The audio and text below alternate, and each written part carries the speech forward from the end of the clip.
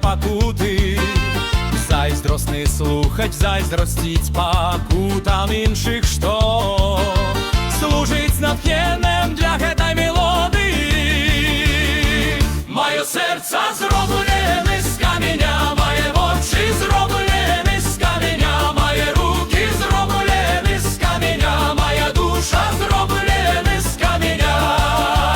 Піяніст не зайздросціць мелодыі, якую ён грае, натхнёна як уласнымі пакутамі. У той час, як зайздросны слухач у цішыні сваёй зайздрасці змоўваецца, віхура думак урываецца у душу піяніста, раптам ён перастае граць. Ён узбіраецца на табуретку і чытае гэты прыгожы верш. Горкія ўспаміны, фальшывае каханне, я адмаўляюся прымаць гэты фруктовы коктейль, гэтае дробнае каханне.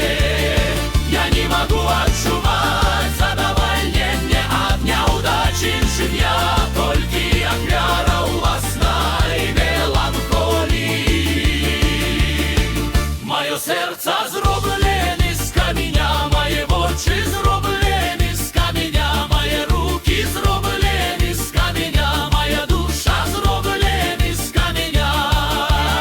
Віхура думак урываецца у душу піяніста, раптам ён перастае граць. Ён узбіраецца на табуретку і чытае гэты прыгожы верш. Горкія ўспаміны, фальшывае каханне, я адмаўляюся прыняць гэты фруктовы коктейль, гэтае дробнае каханне. Я не могу адчуваць задавальненне ад няўдач іншых, я толькі ахвяра ўласнай меланхоліі.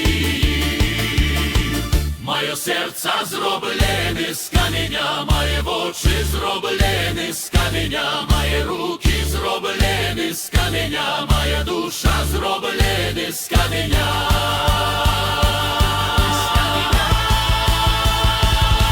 Каменя.